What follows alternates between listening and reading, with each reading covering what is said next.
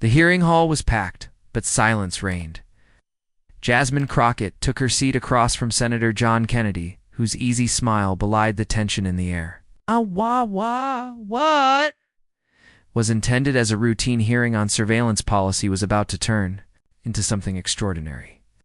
There was electricity in the room, not because of the topic on the docket, but because of the weight Crockett carried with her, not just as a representative, but as a voice for communities long unheard in these chambers. She spoke first, her voice steady and clear.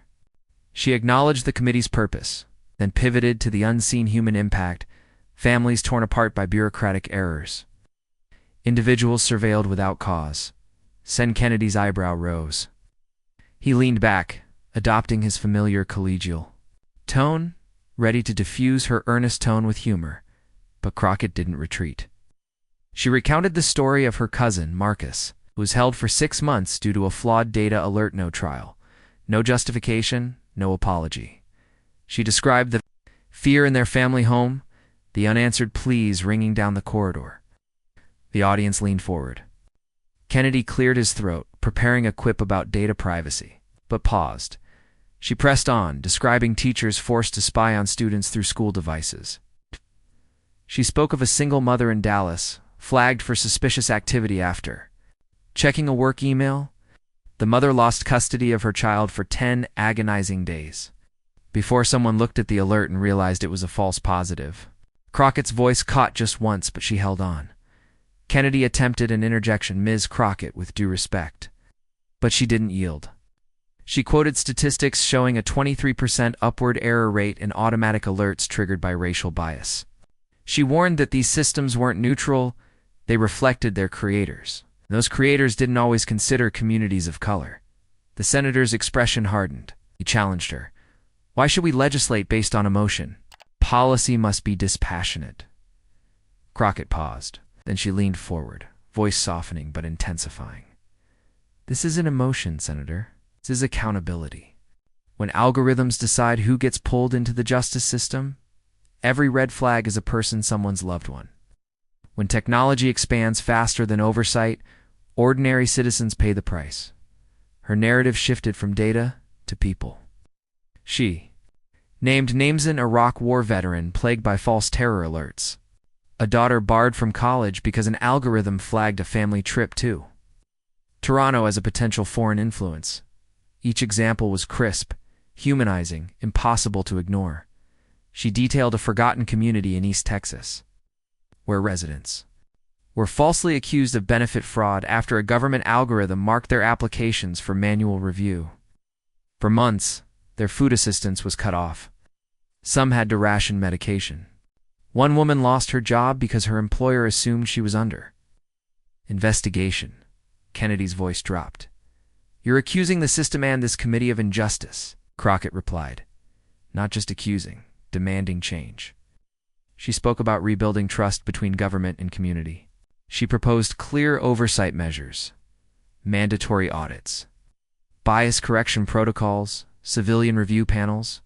Each proposal was anchored by story. A rural Texan father who regained custody after a system error once oversight was enacted. A teacher in San Antonio walked back to her classroom with renewed faith because there was recourse.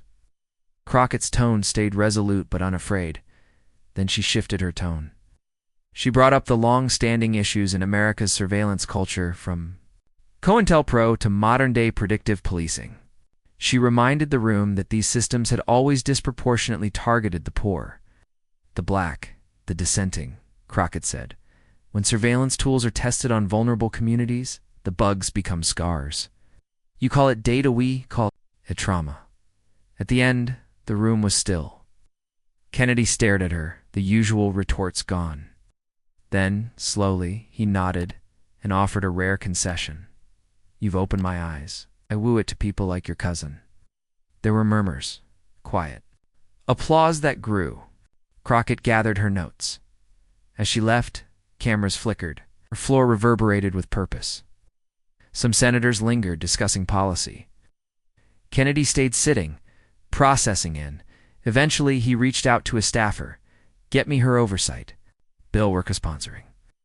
Outside the hearing room, Reporters waited. Crockett walked into the light.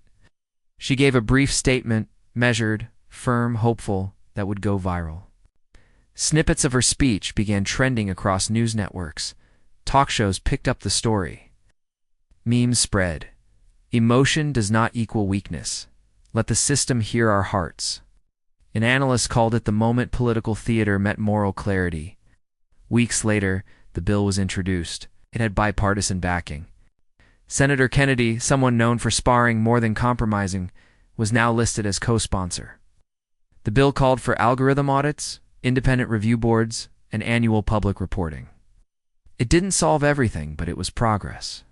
It passed committee unanimously. Inside Senate corridors, appearances shifted.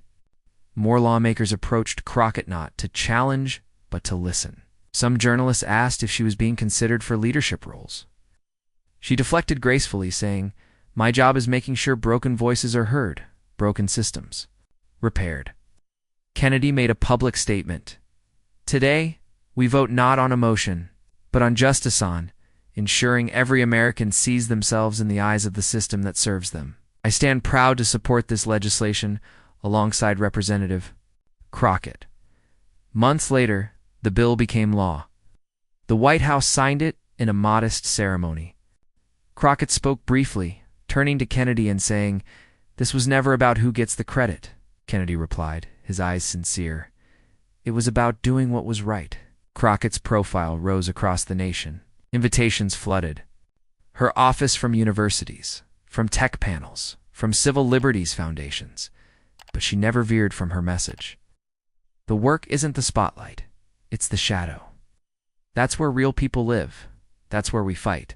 The final voiceover, overarian, cinematic, but honest, summed it up. In halls built by power and rhetoric, a single voice that insisted on humanity can change everything. Senator John Kennedy, known for his rhetoric, stood speechless, not taken, aback but awakened. Jasmine Crockett's words didn't just echo across the chamber, they sparked a movement. And long after the cameras shut off, her voice kept working in policy, in practice, in the people who finally felt seen.